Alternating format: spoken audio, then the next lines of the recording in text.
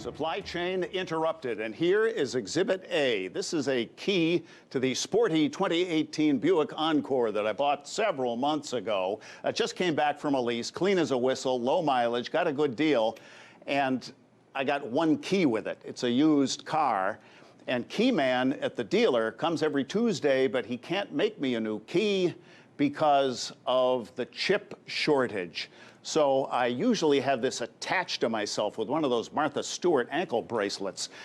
That's a minor problem compared to some of the fallout from the way everything ground to a halt during the shutdown. And here in Washington, the Vice President for Supply Chain and Customs Policy at the National Retail Federation explains what you feel every day on Main Street USA, saying there's no shortage of demand from consumers, but there continue to be shortages of labor, equipment, and shipping capacity to meet that demand. Supply chain disruptions, port congestion, and rising shipping costs could continue to be challenges through the end of the year.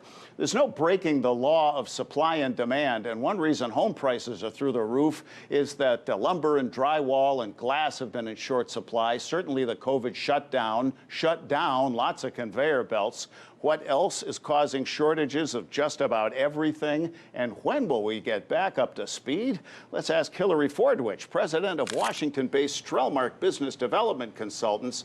Hilary, you and I and others who work by talking and typing could carry on better than those who manufacture and fashions things now in such painfully short supply.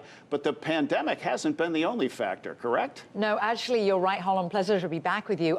It's really a convergence of so many issues. One of the issues, actually, is that the average age of truck drivers in the United States, and this was reported in NPR earlier in the year, is 48. There isn't this supply of truck drivers. The trucking industry has had a ghastly time trying to employ truck drivers. Of course, there's many reasons, and there was even a huge amount of publicity around a Texas firm that was offering $14,000 a week to truck drivers. That's a lot of money, over $700,000 a year.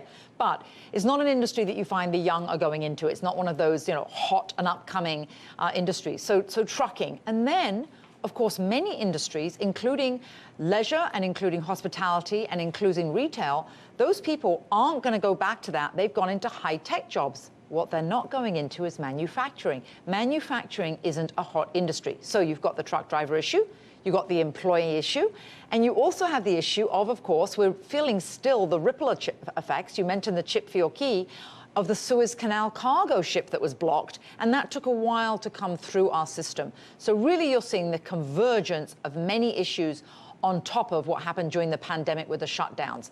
You're seeing store closures, and you're seeing some places that have purely gone out of business, so their products aren't even available anymore. The last mile. You had a great tip when you were here with us recently that if you're planning to rent a car, you should join the frequent renter loyalty program to be favored by rental companies that sold off so many cars when travel halted so suddenly for so long. The market gobbled up all those used cars because of the chip shortage, whacking new car production, except at Toyota. Why Toyota? Yes, actually, Toyota's an interesting story because Toyota was far-sighted on this. It wasn't during the pandemic. It was way prior to the pandemic. Actually, it was due to their CFO. So let's call in the geeks.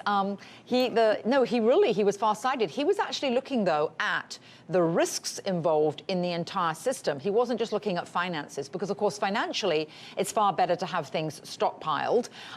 Sorry, not to have things stockpiled, but he was looking at the ways that the system had systematic and endemic risk.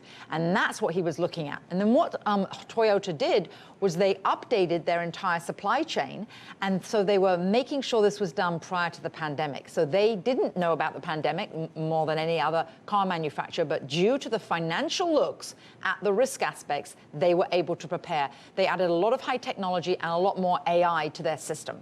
We're talking supply chain with Strelmark President Hilary Fordwich, and if you think back 16 months, suddenly everyone wanted hand sanitizer. You could have sold it on the black market. And Purell rose to the occasion, quickly boosting production 300%. ManufacturingSuccess.org reports that Purell lit up 2.5 million square feet of new manufacturing and distribution space. They brought on more than 500 employees, And they could turn on a dime because all along they had been upgrading technologies that automated production and digitized the entire process to reduce lead times from 2 days and from 10 days to 2. And they cut down on scrapped inventory. You alluded to what was quite in vogue pre-pandemic, that just-in-time manufacturing. What production solutions are we going to see from lessons learned lately? Yeah, we're going to see a number of things, actually, that are going to change our world quite pervasively. One of them is, of course, obviously, just-in-time meant that you would just have deliveries in time to be manufactured. And, of course, a lot of organizations, a lot of manufacturers have really seen that you can't do that anymore because you put too much at risk, going back to the risk factor. So a couple of things. You're actually seeing reverse globalization or localization. A lot of people want to buy locally. They want to do that actually just to help their either neighborhood, their community, or their state, and their nation, actually, in fact. So you're seeing some of this reverse globalization. A lot of manufacturing used to take place in China, and of course, a lot of those goods came through the Suez Canal. So going back to my previous point, that cargo ship demonstrated that anything in the supply chain can happen, and it puts your products at risk. So you're also seeing another thing, which is 3D printing. You know, you can 3D print almost anything. A house now. And body parts. So, you know, a slim stomach. But I mean, you can do a lot with 3D printing, and 3D printing, talking about AI, is being brought into the industry because manufacturers now don't have to wait on a product to be just in time. They can now print it themselves and have it ready. So yeah, that's a big advent. On demand, moving bytes and not atoms. Very cool. Correct.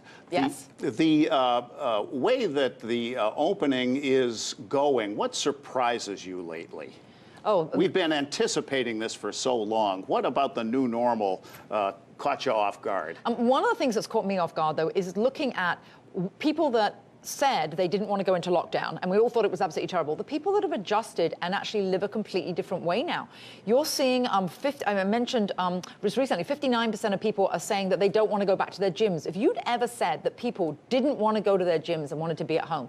So what surprises me is, as human beings, we basically have an addictive personality. We get addicted and used to our routine. It's why people have the Stockholm syndrome when they're in prison. We all remember the Shawshank Redemption. We remember the poor little old gentleman who killed himself because he didn't want to be released. He couldn't cope with the world. Or Patty Hearst. Patty Hearst, the Stockholm syndrome, yes. So lots of people have become so adjusted to this. You still see people actually driving in their cars wearing masks when it's absolutely futile, and people who've been fully vaccinated wearing masks for actually no reason. They're more likely to have an infection from carbon monoxide inhalation. So I think what it's shown me, it surprised me how quickly we went from decades and decades and decades and centuries of freedom to people now actually keeping to those same habits and continuing those same habits, even though we're supposedly out of lockdown. However, stay tuned, because lockdown again may be coming. Australia's gone to level 5, and in the UK, obviously, it's very imminent any moment now for another lockdown. You have given me an idea. I want to talk about what won't come back. Can we get you back next week? Yes, we can. Well, thank you, Hilary Fordwich, Strelmark Business Development Consultants.